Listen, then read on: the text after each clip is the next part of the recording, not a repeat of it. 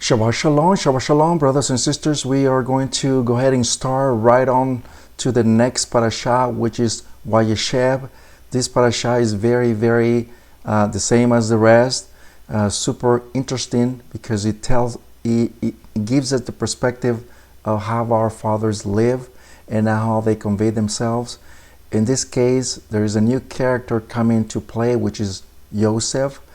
In the few more weeks, we are going to be talking about how the Creator changed his name from Joseph to Yosef, but that will be next week. Right now, we just need to concentrate how this played out, how Yosef ended up in Egypt.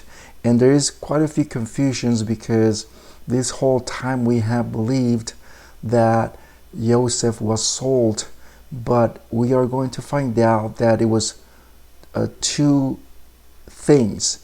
He was kidnapped and he was sold. So we are going to find out this in next. So let's just start off with the parasha Wayesheb. Let's not shalom to everyone who's watching this Shabbat, and let's right deep into it. So parasha Wayesheb takes us to the next following chapter of our forefathers, how they came to be as a nation, but also how Yaakov becomes the pillar of his sons. Parasha Wayesheb Oleh or Oliyah number 1 on Bereshit or Genesis 37:1 to 40:23. And Wayesheb means dwelt Yaakov in the Adets or land where his father lived as a foreigner, the land of Canaan. We got to remember one thing, and this is very important, that our forefathers went back to the land where, especially our father Yaakov, where he came out. Remember that he was 22 years with his uncle Laban. He went back to where his father Yitzhak was. So this is kind of like crucial for us to understand why he needed to go back to the land of Canaan or Canaan. 37 verse 2, and these are the generations of Yaakov. When Joseph was roed, or a shepherd, a guide shepherd, or a guide of his achim, or brothers, even though he was still a boy. You see that? So we have to understand something on the Hebrew. The Hebrew pretty much tells you a little bit more in-depth of the word that is trying to convey. Majority of the times, translators or so-called Bible scholars, they tell you what they think it is because they have the Greco-Roman mind. But in reality, if we connect ourselves into Hebrew mind, we're going to see a different perspective of what the so-called Bible scholars think the word it is. And let's just go back to the word, and we'll find out that in the Hebrew, it actually says that Joseph was the guide of his brothers. Do you see that? The guide of his brothers. It is very crucial because in the Hebrew, the letter Aleph Tau appears right next to the word guide or roe or shepherd.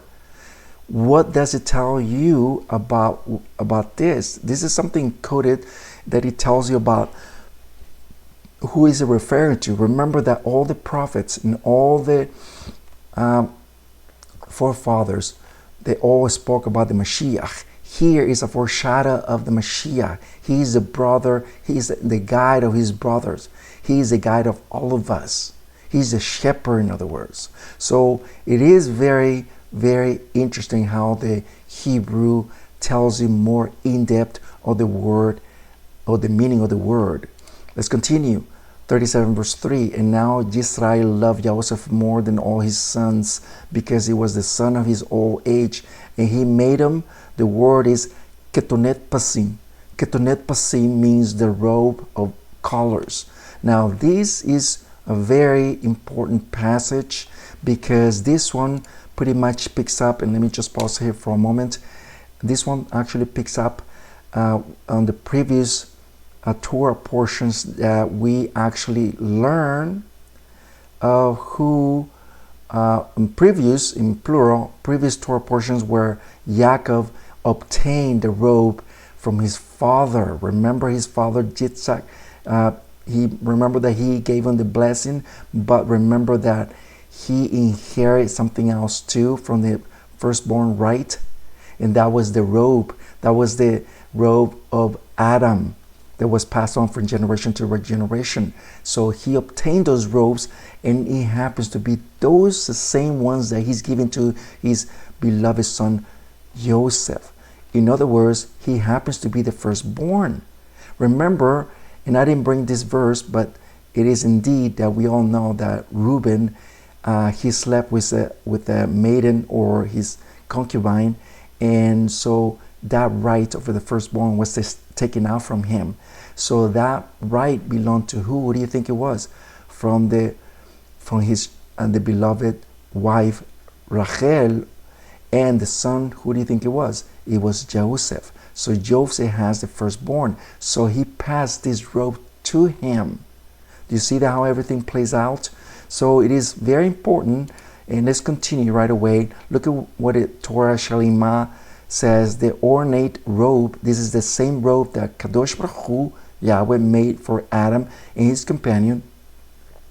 It is the same robe that Esau took from Nimrod, and these are the coveted garments of Esau that Yaakov wore when received the blessing of Yitzhak. Do you see that?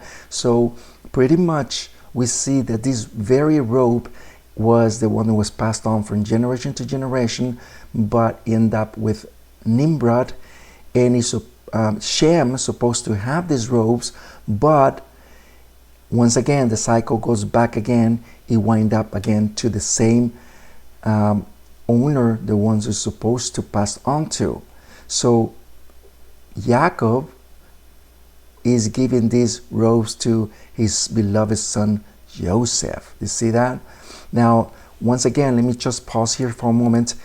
It is very important for us to understand that, and it's crucial to understand that this robe was the Kohanim, that was the high priest. The high priest to continue that lineage of priesthood.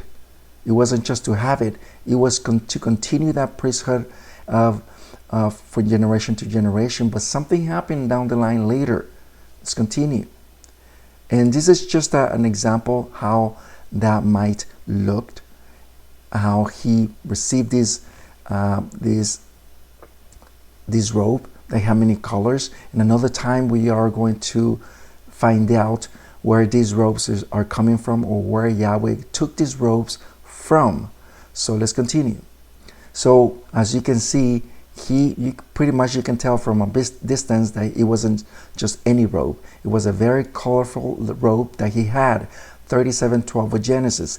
After this, when his brothers have gone to let their father's sheep in Shechem, or Shechem is basically a place where, if you guys remember previously, remember that Dinah, the sister of the 12 brothers, was raped by Shechem. Shechem, they named a city after him. So he raped her, and once again, this is the place that where they actually at. So it is very crucial that this same place, something happened later, because remember, the father wants him to go check up on his brothers. Let's continue. 1 Kings 12 verse 1. And the king Rehoboam went to Shechem, where all Israel had come to proclaim him king. Why am I bringing this verse? Is because this is the very verse where all the 12 tribes is split. The northern kingdom became 10 tribes, which is well known as the house of Joseph, or the house of Ephraim, or the house of Israel. The southern kingdom as the house of Judah or the Jews. Now, if you notice here, this is where everything happened. As I mention all the time, the past repeats itself. Here we can see that they chose a king, the northern king. 12:21 of 1st of Kings. Then Jeroboam built Shechem in the mountains of Ephraim and dwelt there. If you notice that here is already the kingdom are split into two kingdoms. Our Mashiach, look at what it does. John 4 verse 3. And Yahushua departed from Yehudah and went the direction of Galilee. This meant that he had to pass through Shomron or Samaria. And he came to the village of Samaria and called Shechem. Do you see that? Near the field where Yaakov had given to his son Joseph. Now, once again, this is not something that is just randomly. This is something that it was, as I mentioned all the time, it is written on the scriptures where the past repeats itself. And this is very crucial for us to understand this pattern, this principle that we always have to remember every time we study the scriptures. Shechem, once again, our Mashiach passed through that village because the northern kingdom needed to have this voice out of who was Mashiach at that time. Once again, the rest of the 10 tribes, of course, they were scattered by then, they were scattered around the world. But as you can see, this is exactly what our Mashiach is doing intentionally for a purpose. That's what he said.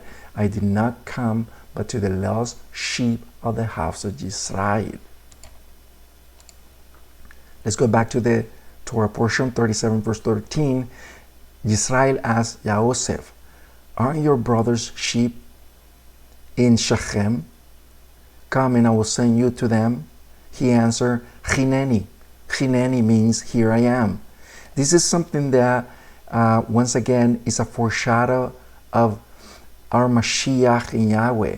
Remember that Yahweh did this too. He sent his beloved son, and what this beloved son said, look at what Isaiah 66 verse 8 said. And I heard the voice of Yahweh saying, who should I send? Who will go for us? Then I answer, the Mashiach answered, Hini, here I am, send me. You see that? This is something that once again foreshadow of what our forefathers did, what the future will hold, which is Mashiach and his purpose here on earth in the first century. 37:15 of Genesis, where a man found him wandering the field. The man asked, what are you looking for? This is what happens when Yosef went out to look for his brothers. But in the book of Yasher says very clear that instead of keep going on that path, he wandered in a different path and he got kind of lost. So, and this is why he found this man. Who do you think that man was? The Mashiach. Because he asked him, what's your name? And he asked him, what are you asking my name for? You see, there is always this nuance that is always, every time this happened. This is not just the first time. It happens to Yaakov too when he fought with the Malach, with the angel. He asked him the same thing. What's your name? He replied back and he said, why are you asking me my name? He's always referring to their Mashiach. Now here, our Creator and also our Mashiach is asking all of us, what are we looking for with Yahweh? Are we looking for a relationship, or just we're looking for a religion? A 2-hour going to that place, come out and you're gone back to the world and become the same thing as you were before. That's just a religion. What our Creator wants, our Mashiach wants, a way of life. That's why every day we need to think about what all of us are doing for the Creator. Are we Torah keepers? Are we keeping Torah? Are we keeping the way of life our forefathers? The custom that our forefathers, the halakha means the way of life. That way of life is what our Creator is asking us every day, to study Torah, to execute Torah, to action the Torah with tzedakah, with goodwill to everyone, to be a light of the world. And that's what Mashiach wants. That's why he set up the example. Let's continue. And let me give you a few other verses. Yoshua 1:38, Yoshua turned and saw that they were following him, and asked them, "What are you looking for?" They said, "Rabbi," translated teacher, "where are you staying?" See, our purpose always is, and I always said this, that our Creator is moving us zigzag from place to place, from this place to this place, and he's moving us until we get to the truth, to the emet. And we always wonder why the Creator moves us zigzag like this, from place to place, and have brought us over here to the truth. And there is a very logical reason for it. He wants you to realize how they work, how they do things, which is completely wrong, and how the Creator do things here, which is a very kadosh way to do things, a very set apart way to do things for the Creator, because he is kadosh, he is set apart. It's not just like the nations. The nations, they follow their own religion, their own God, but we follow Yahweh Sebaot, our Creator. That's why he's been moving you from place to place, for you to realize how they do things and how they will do things here. So you realize, you wake up how they do, how pagan they are, how money hungry they are. They're always asking for money. They always asking how they can con you and take everything that you have. You have to be careful. And that's why the Creator is always moving and bring you back to the emet, to the truth. And that's what we're looking for. That's what he wants for you. Amos 5:4, because here's what you need to know, Yahweh says to the house of Israel, meaning us. Seek me and you will live. This is what the main reason the Creator is moving us back to, from here to there, until we get here, because he wants you to seek him. And one of the reasons is to have a will to have for the Creator, a will to live. And one of the wills, one of the instances for all of us is to have a free will to serve Yahweh with all our hearts. Matthew 6:33. Look at what the Mashiach says to each and everyone. Seek first the kingdom of Yahweh and his tzedakah, his righteousness, and all these things will be given to you as well. Our Creator, our Mashiach, also says to, besides Yahweh, that, and he's always enforcing us to always follow Yahweh first. Yahweh should be the first of your thought in every time you're going to do things. So that way the Creator can bless you and keep you and give you the rest that you need, because he already knows that you need it. But he wants you to seek him first. Let's continue to the Torah portion. 37 verse 19. And they said to each other, look, the dreamer is coming. Something happened in this place. And let me just pause this just for a few seconds to enforce what I'm saying. Shechem, as I said, is a very prophetic place that was going to take place in the future, which is the breaking of the 12 tribes. But look at what happened here that made this happen, that triggered the future that they were not expecting. Look at what happened in this very place, Shechem. So it came to pass when the Yahweh came to his brothers, they snatched him from the ketonet pasim, the color robe, and that he was wearing, and seized him and threw him in the cistern, and the cistern was empty. Now, once again, all this is very prophetic and very crucial for us to understand how this played out. When they threw him in the cistern, that of course was empty, they needed to make a decision, because originally they were going to kill him, but now everyone was on board. 37:25. When they sat down to eat, but as they looked up, they saw before them a caravan of Ismailim or Ishmaelites coming from Gilead, their camels laden with aromatic resin, balsam, and opium, on their way to Mizraim. All this is what's happening at the time that they sat down to eat, to make a decision, because originally they were going to kill him. But then again, they saw this caravan coming from a certain path. Now, when they saw this caravan, they needed to make a decision, and a very crucial one too. So something happened. Yehudah 37:26 said to his brothers, "What good does it profit us if we kill our brother and cover with blood?"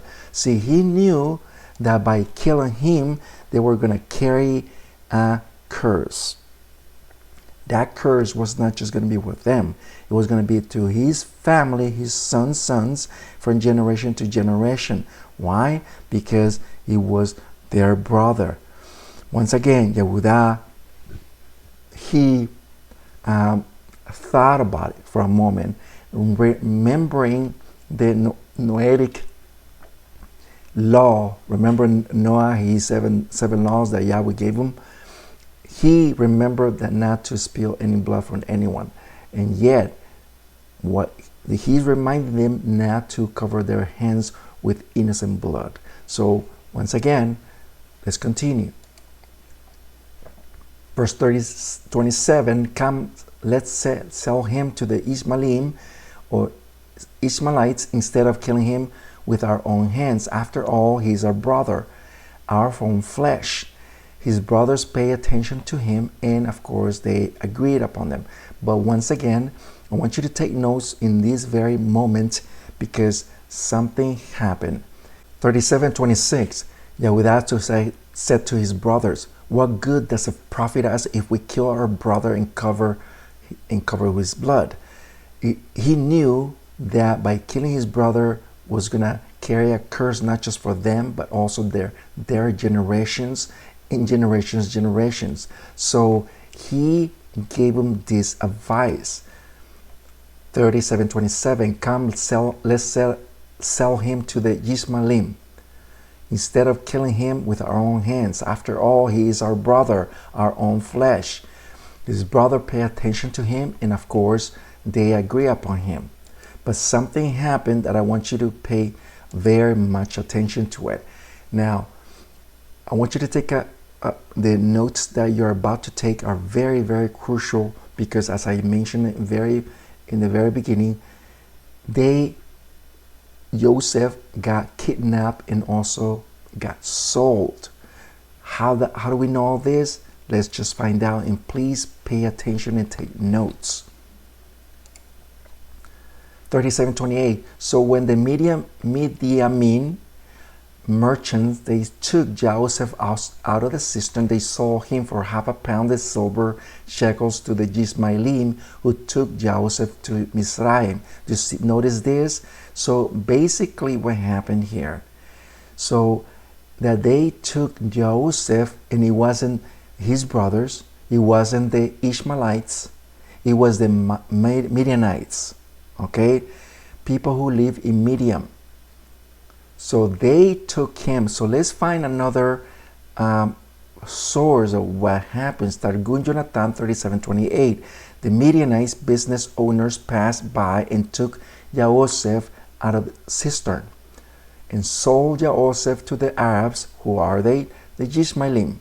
"For 20 mahim of silver, and they bought them sandals, and they brought Joseph to Mizraim." Do you see that? So it wasn't his brothers who actually sold Joseph, but in reality, it was somebody else. Here, that curse that they supposed to, because not only the curse was going to be by killing him, and also by selling his brothers. Why am I saying this? Because the Torah itself says not to sell, not to kidnap. That curse they're supposed to care for them, and it wasn't them anymore. So let's find out what happens, and let's find out other sources. Let's go into the book of Yashar 42 verse 5. While they were discussing this matter, and before the company, Ishmaelim or Ishmaelites came to them, and 7 merchants of Midian passed by. As they passed by, they were thirsty, and they lifted their eyes, and they saw a pit, a cistern, in which Joseph was shut up. Now, one of them, of course, they were thirsty, and this is what happened. Verse 6, and these Midianites ran to the cistern to drink water because they thought it had contained water.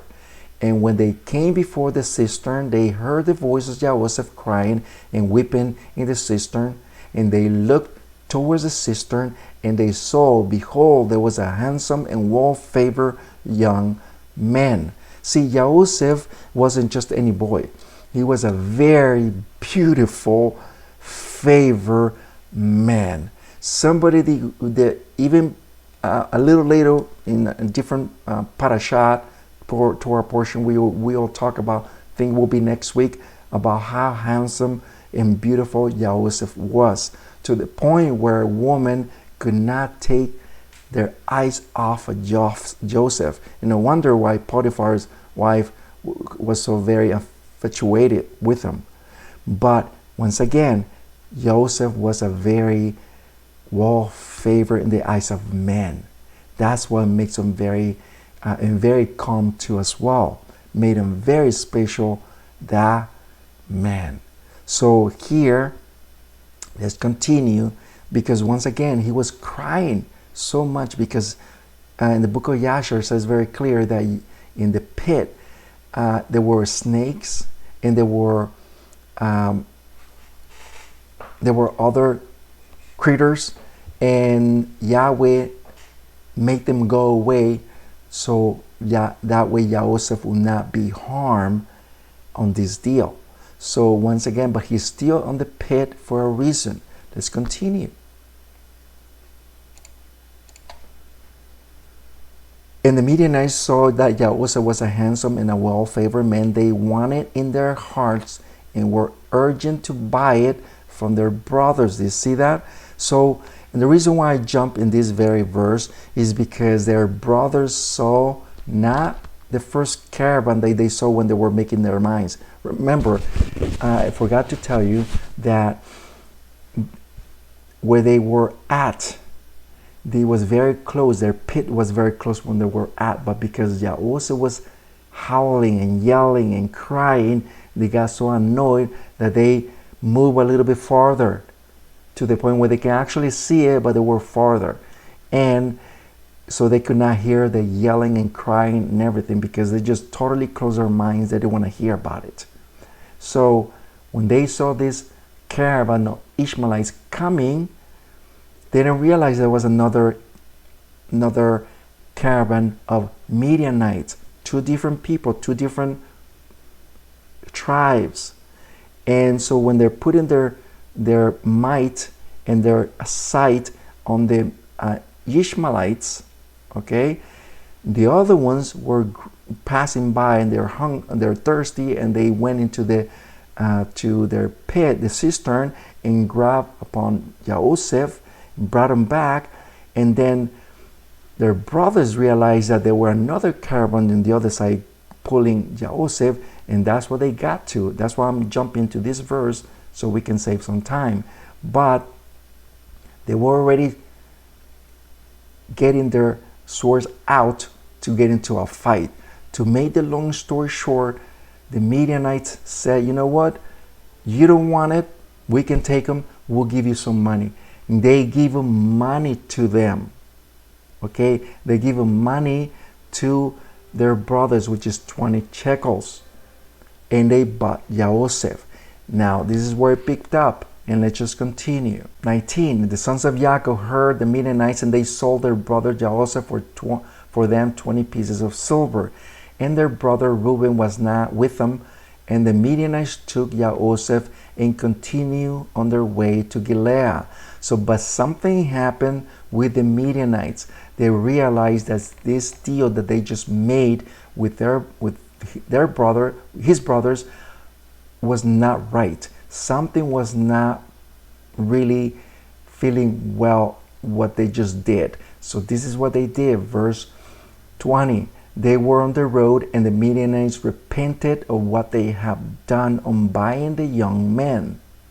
And one said to the other, what is it that we have done in removing from the Hebrews these young men, who is handsome and well favor. So see, this is something that they actually, it was a gut feeling for them that this was not right. What they did, it was not right, because it is something that they felt we might carry a curse if we continue with this deal. So this is what they did. Verse 24, so they did, and they came to the Ishmaelites, and the Midianites sold also to the Ishmaelites for 20 pieces of silver that they have given for him to their brothers. You see that? So basically, what are we seeing here? Okay, what we see here is a transaction of 20 pieces and 20 pieces. So basically, they received the 20 pieces themselves for the Ishmaelites, okay, and the 20 pieces that they have given previously and wind up with whom? With their brothers. So it was a transaction of 20 pieces here, 20 pieces there, but they didn't want, they kind of like washed their hands and said, you know what, I don't want any part of this. So the Ishmaelites were the ones who took Joseph to Egypt. You see that? So next parasha, the next to our portion, we'll talk about how their brothers knew that his brother was not dead, that he actually was in Egypt. Okay, they just didn't know if he was dead or not, but he knew that his brothers wind up in Egypt. They knew very well. So let's continue. Now we know that Joseph was two things. He was kidnapped and also he was sold. Now let's see what happens. As I mentioned before, when they sold Joseph was pretty much what happens, what triggered the future upcoming. Look at what it says, 10 verse 9. Zechariah, I will sow them among the peoples on distant lands, and they will remember me. They will raise their children and then come back. The reason why I'm bringing this very verse, not randomly, because there is a purpose for it, is because selling Joseph to Misraim or to Egypt is basically what happens to all of us when we were sold, when we were basically scattered among the nations. The nations is basically another word for Egypt. Okay, and what I'm saying is very true, because let me show you more verses. Zechariah 10:10, I will bring them out of the land of Misraim, and I gather them together and bring them out from among the Ashurim, and I will bring them to Gilead, to Lebanon, and not one of them will be left behind. He will bring each one of us from the nations, which is another word for Egypt. That's one of the reasons why we have the Pesach, the Haggadah. Haggadah is basically the account of Egypt. When our forefathers were in Egypt with Moses, remember, and they got out, this is what we always recite, that it is almost like it was happening to all of us, because we're still in Egypt. So that's one of the reasons why I'm bringing this. Selling Joseph to Egypt is basically the same as us. We are in Egypt. We are among the nations. When they returned back, look at what they did to his father.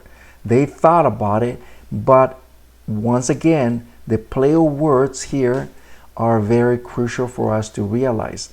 They never ever said that Joseph was killed by a wild animal. They never did. They just did this. Let me just show you.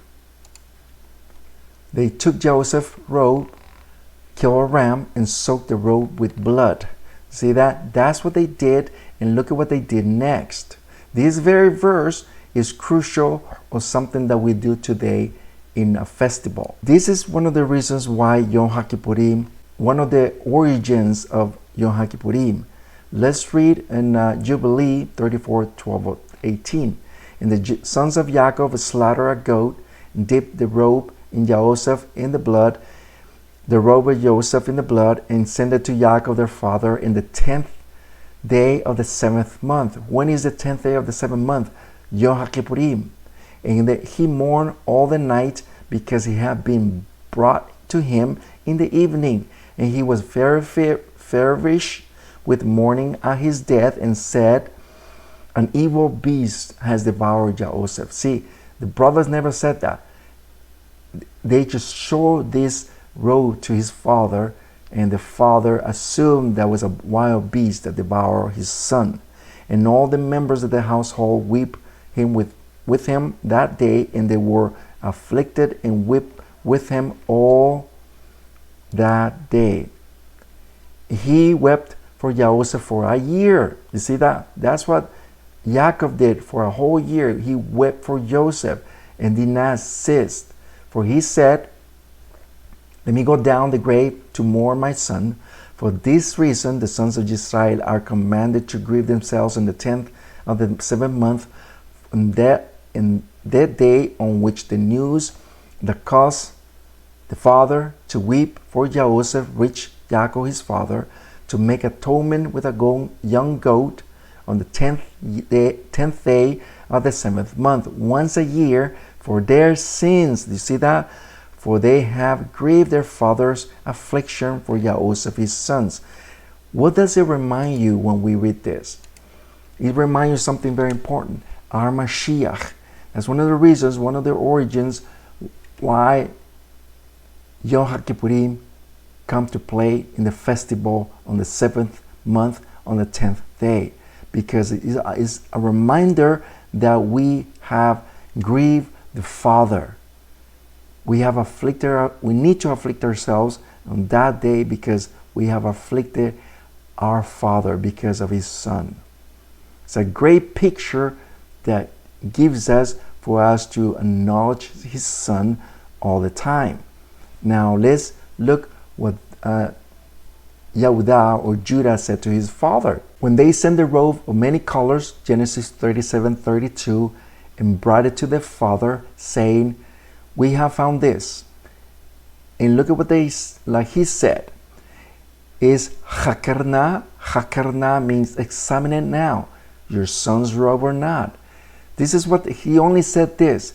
And then the father assumed the rest. You see that? But they never spoke a single word of wild beast because they didn't want to incriminate themselves with more guilt and more curse. Let's continue. Hakarna, which is examining now, is going to come to play later in this very verse, in this very Torah portion. So when they brought it to him, of course, he realized that something has happened, because of course it was all the robe that's supposed to be the Kohen HaGadol, the high officer, the high priest. This is what they brought to him. Look at what Joseph says about kidnap, because he said this one time, and he said about selling to him from his brothers to Egypt. Look at what it says, 40 verse 15. For the truth is that I was gunapti. Gunapti means kidnapped from the land of the Hebrews, and here's to I have nothing wrong that justifies putting me on this dungeon. You see that? See, he's not lying when he's saying this. He's actually telling the truth, that he was actually, as we saw earlier, was kidnapped. The word ganab means to stole, to deceive, to kidnap. Look at what the Torah says about kidnap, which we have totally ignored the entire time in the Ten Commandments. But let me just give you this verse first. 21:16 of Exodus, anyone who kidnaps any of the sons of Israel must be put to death. You see that? This is why they did not do that. A different tribe did that. Regardless of whether he has already sold him or the person is still found in his possession. Do you see that? Now look what it says in the Ten Commandments. You should not, I know it says you should not steal, but in reality says you should not kidnap. This is the actual word that you see here. The actual word that you see previously is the same word that you see here in the 10 words. Let's continue. Look at what it says again, but this time he says it was sold. 45 verse 4 of Genesis. I am Joseph, his brother, to whom Egypt was sold. You see that? Genesis 38 verse 1. And it was at the time that Yehudah came from among his brother and settled near a man named Hirah, who was Adulami. Now, let me pause here for a moment, and we are almost done. The reason why I'm bringing this other portion of the scriptures is because these parentheses, I should say, plays a major understanding where and how the Mashiach becomes the Mashiach of Israel and his lineage, his generations. Where is it coming from? This is one of the reasons why the Torah speaks about Yehudah and Tamar. So let's, verse 2. There Yehudah saw one of the daughters of certain Canaanite, whose name was Shuach, and he took her and slept with her. Of course, she became his wife. But remember this, his father, which is Yaakov, and his father's father, which is Yitzhak, and his father's father, which is Abraham, told them very clear, do not marry the Canaanites, the people from Canaan, because they are idolaters, and they will derail you or make you go straight to the path of Yahweh. That's one of the reasons why the command was do not marry an idolater, in other words. But here Yehudah did this. In other words, he's carrying up a curse. This is Yehudah and his 3 kids. Shua, of course, that's his wife. And then we can see pretty much that the first son is Er, the second is Onan, and the third is Shelach. So this is what he meant to do, but in reality, it wasn't what he's supposed to do. He's supposed to marry the same from his same lineage, for this lineage of Shem, in other words. So look at what he does after, and this is what he does to commend his error. 28 verse 1. So Yitzhak summoned Yaakov, and after blessing him, commanded him, you should not choose a wife from among the Hittite women. Who are the Hittite or Hittites? Are pretty much the Canaanites. Why? Because this is the command that was passed on from generation to generation. This is something that Yehudah failed to do so, but now he's mending his error, and now he's going to do this.